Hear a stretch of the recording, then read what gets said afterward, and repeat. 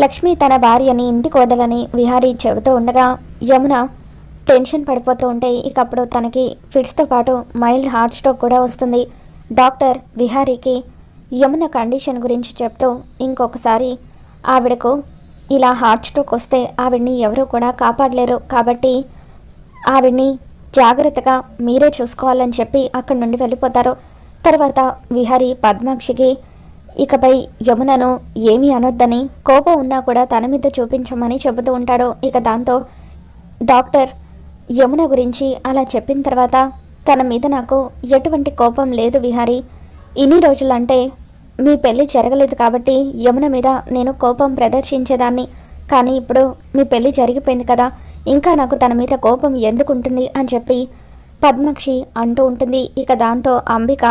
విహారీ నువ్వు చెప్పాల్సింది మాకు కాదు, ఏదైనా ఉంటే ఇదిగో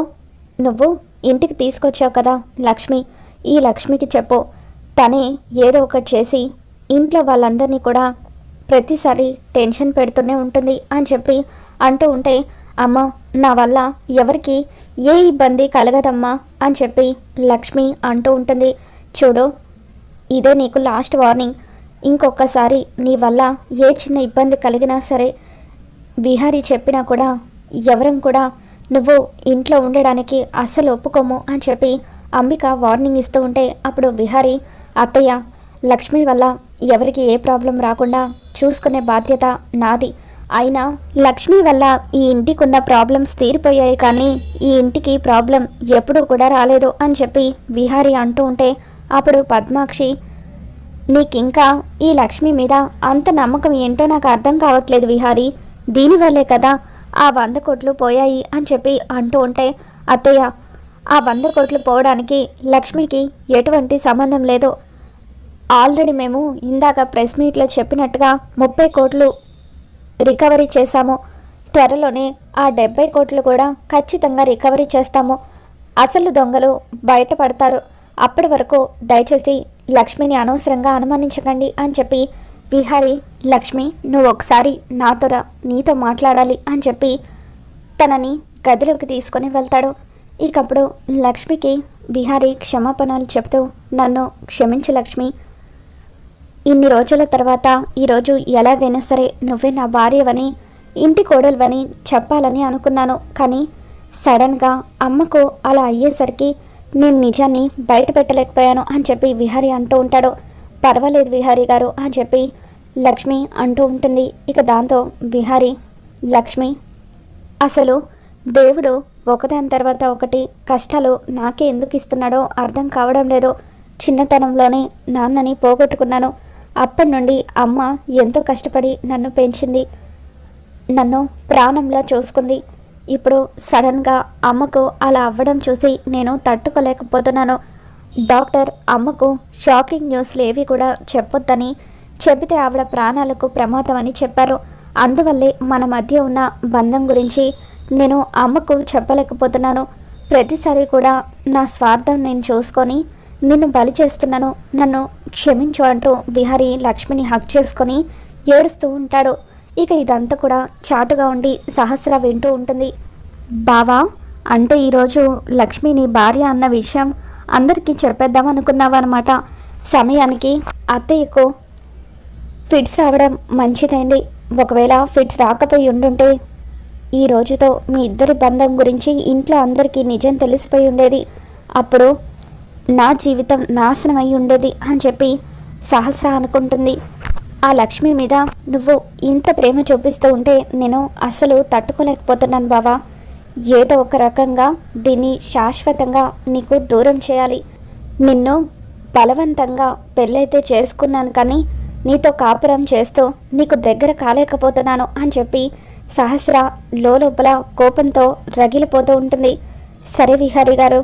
మళ్ళీ ఎవరైనా చూస్తే ప్రాబ్లం అవుతుంది, నేను వెళ్తాను, మీరు ఈ విషయం గురించి బాధపడకండి, నేను మీ భార్యనని చెప్పుకోలేకపోతున్నందుకు నేనేమి బాధపడడం లేదు, మీ భార్య నేను కాదు సహస్ర అమ్మగారు, ఇప్పుడు మీరు ఆలోచించాల్సింది నా గురించి కాదు, యమునమ్మ గారి గురించి, యమునమ్మ గారిని ఇకపై మనమంతా కూడా చాలా జాగ్రత్తగా చూసుకోవాలి, ఆవిడ త్వరగా కోలుకునేలాగా చేయాలి, అలాగే ఆ 70 కోట్లను త్వరగా రికవరీ చేయాలి అని చెప్పి లక్ష్మి అంటూ ఉంటుంది. తర్వాత రోజు ఉదయాన్నే లక్ష్మి ఇల్లు తుడుస్తూ ఉంటుంది. విహారీ ఆఫీస్కి వెళ్ళడం కోసమని చెప్పి రెడీ అవుతాడు. అప్పుడు పద్మాక్షి లక్ష్మి మీద మండిపడుతూ, ఏంటే ఏమీ ఎరగనట్టుగా, అసలు నీ వల్ల ఏ తప్పు జరగనట్టుగా అలా ఇల్లంతా అటు ఇటు తిరుగుతున్నావేంటి అని అంటూ ఉంటే, అమ్మగారు నేను ఇల్లు తుడుస్తున్నాను అని చెప్పి లక్ష్మి అంటూ ఉంటుంది. ఈ పనులన్నీ తర్వాత చేయొచ్చు, ముందు ఆ 70 కోట్లను ఎలా రికవరీ చేయాలో ఆలోచించు అని అంటూ ఉంటే, త్వరలోనే ఆ 70 కోట్లను కూడా రికవరీ చేస్తానమ్మా, అసలు దొంగల్ని ఎలాగైనా పట్టుకుంటాను, నాకు ఆ నమ్మకం ఉంది అని చెప్పి లక్ష్మి అంటూ ఉంటే, ఇకప్పుడు ఏంటే నువ్వు పట్టుకునేది, నీకు నేను కేవలం 24 గంటలు టైం ఇస్తున్నాను. ఈ 24 గంటల్లో పోయిన 70 కోట్లను కూడా తిరిగి విహారీకి వచ్చేలాగా చెయ్యాలి. అసలైన దొంగలు ఎవరో పట్టుకోవాలి,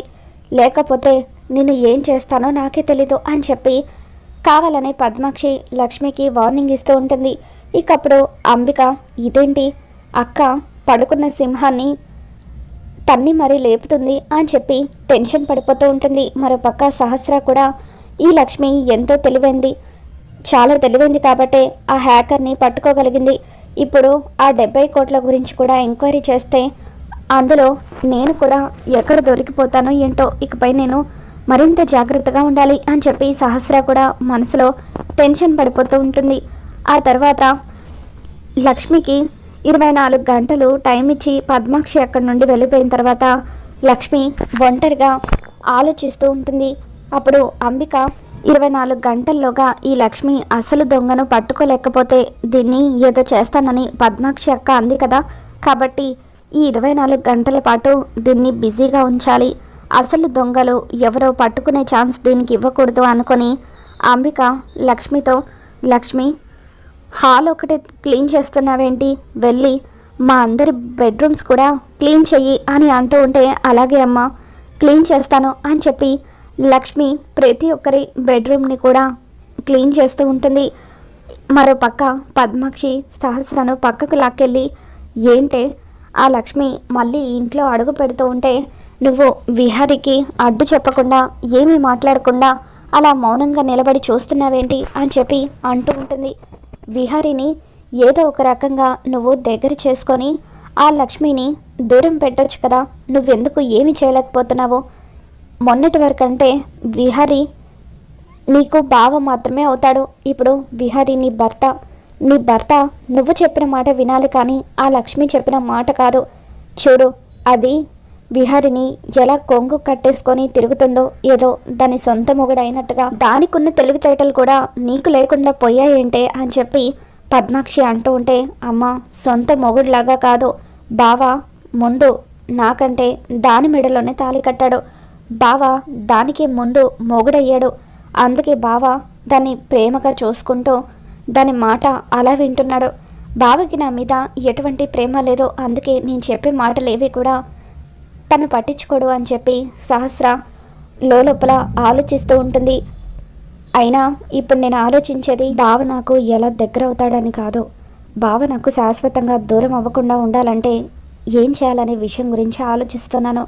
పొరపాటున ఆ లక్ష్మి ఫింగర్ ప్రింట్స్ని నేనే కాజేసి ఆ హ్యాకర్కి ఇచ్చానని తెలిస్తే ఏం జరుగుతుందో ఏంటోనని భయపడిపోతున్నానమ్మా అని చెప్పి సహస్ర మనసులో అనుకుంటూ ఉండగా అప్పుడు పద్మాక్షి, సహస్ర నేను మాట్లాడేది నీతో, నేనే ఏం ఆలోచిస్తున్నా నువ్వు అంతలా అని చెప్పి అంటూ ఉంటే, అమ్మ ఏం లేదమ్మా, ఆ లక్ష్మిని ఎలా ఇంట్లో నుండి పంపించేయాలా అని ఆలోచిస్తున్నాను అని చెప్పి అంటూ ఉంటే, ఏముంది ఈ 24 గంటల్లోగా ఎలాగో అది ఆ హ్యాకర్ని పట్టుకోలేదు, అందుకే కదా నేను దానికి కేవలం 24 గంటలు మాత్రమే టైం ఇచ్చాను, ఆల్రెడీ డబ్బు పోయి 4-5 రోజులు అవుతుంది, ఈ 4-5 రోజుల్లో పోలీసులు కానీ ఎవరైనా కానీ వాళ్ళని పట్టుకోలేకపోయారు, అటువంటిది దీనివల్ల ఏమవుతుంది,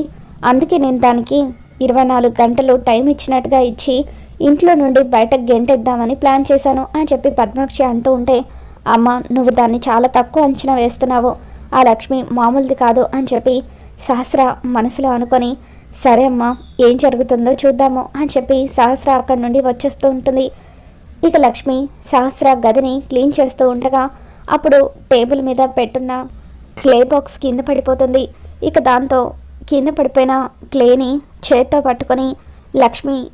దాని వైపు అనుమానంగా చూస్తూ ఉంటుంది. లక్ష్మికి క్లే దొరికిపోవడంతో సహస్ర ఎంతగానో టెన్షన్ పడిపోతూ పరుగున లక్ష్మి దగ్గరికి వచ్చి ఏం చేస్తున్నావు నువ్వు, నా వస్తువులు నువ్వెందుకు ముట్టుకుంటున్నావు అని చెప్పి అంటూ ఉంటే, అమ్మ మీ దగ్గర ఈ క్లే ఎందుకుంది, దీంతో మీకేంటి పని అని చెప్పి అంటూ ఉంటే, అయినా నా వస్తువుల గురించి నువ్వెందుకే ఇలా ప్రశ్నిస్తున్నావో, ముందు వెళ్ళి నీ పన్ను చూసుకో అని చెప్పి సహస్ర అంటూ ఉంటే అప్పుడు లక్ష్మికి సహస్ర మీద మరింత అనుమానం మొదలవుతుంది. అమ్మ నిజం చెప్పండి, నా ఫింగర్ ప్రింట్స్ని మీరు కానీ దొంగిలించి ఎవరికైనా ఇచ్చారా అని లక్ష్మి డైరెక్ట్గా సహస్రని ప్రశ్నిస్తూ ఉంటే సహస్ర ఫేస్లో టెన్షన్ని లక్ష్మి గమనిస్తూ ఉంటుంది. ఏం మాట్లాడుతున్నావు నువ్వు, నీ ఫింగర్ ప్రింట్స్ దొంగిలించి ఇవ్వాల్సిన అవసరం నాకేంటి, అయినా నాకు వేరే పనేమీ లేదనుకుంటున్నావా, మా బావకు నష్టం చేయాలని నేనెందుకు అనుకుంటాను అని చెప్పి సహస్ర లక్ష్మి మొహం వైపు సరిగ్గా చూడలేక అలా తలదించుకొని భయంగా టెన్షన్గా మాట్లాడుతూ ఉంటే ఇక అది గమనించిన లక్ష్మి నాకెందుకో ఖచ్చితంగా మీరే చేశారేమోనని అనిపిస్తుంది. చూడండమ్మా, విహారీ గారికి నష్టం కలిగించాలని చూసింది ఎవరైనా సరే నేను ఎవరిని కూడా క్షమించను, ఆ విషయాన్ని గుర్తుపెట్టుకోండి అని చెప్పి లక్ష్మి అంటూ ఉంటే అప్పుడు సహస్ర ఏంటే నాకే వార్నింగ్లు ఇస్తున్నావంటూ లక్ష్మి గొంతు పట్టుకుంటుంది. దాంతో లక్ష్మి కూడా సహస్ర చేతిని గట్టిగా పట్టుకొని సరే అమ్మా, మీకు ఏం సంబంధం లేదని అంటున్నారు కదా, ఇప్పుడే విహారీ గారి దగ్గరికి వెళ్దాము, నాకు ఇలా మీ మీద అనుమానం ఉందని చెప్తాను, అప్పుడు విహారీ గారే అసలు దొంగలెవరో తెలుస్తారు అని చెప్పి నాతో రండి అంటూ లక్ష్మి సహస్ర చేయి పట్టుకొని తీసుకువెళ్తూ ఉంటే ఆగవే, ఎక్కడికి తీసుకువెళ్తున్నావు, అవునే నేనే నీ ఫింగర్ ప్రింట్స్ని దొంగిలించి హ్యాకర్కి ఇచ్చాను, నిన్ను అడ్డంగా ఇరికించేశాను, ఇప్పుడు నీకు నిజం తెలిసిపోయింది కదా, ఏం చేయగలవు నువ్వు, నేనే ఇదంతా చేశానని నిరూపించడానికి నీ దగ్గర ఏం సాక్ష్యం ఉంది అని చెప్పి సహస్ర లక్ష్మికి ఎదురు తిరిగి మాట్లాడుతూ ఉంటే ఇక అప్పుడు లక్ష్మి సాక్ష్యం ఉందమ్మా, ఇదిగో ఈ క్లే బాక్సే సాక్ష్యం అని చెప్పి ఇక దాన్ని విహారీ దగ్గరికి తీసుకొని వెళ్తూ ఉంటే సహస్ర ఎంతగానో టెన్షన్ పడిపోతూ ఉంటుంది. మొత్తానికి ఆ విధంగా సహస్ర అయితే లక్ష్మికి అడ్డంగా దొరికిపోవడంతో లక్ష్మి విహారీ ముందు సహస్ర బండారం అంతా కూడా బయట పెడుతూ ఉంటుంది. మరి సహస్రతో పాటు అంబిక కూడా అడ్డంగా దొరికిపోబోతుందా, అసలు ఏం జరగబోతుందో మరి మన ఛానల్లో తెలుసుకుందాం. ఈ వీడియో మీకు నచ్చినట్లయితే తప్పకుండా లైక్ చేయండి.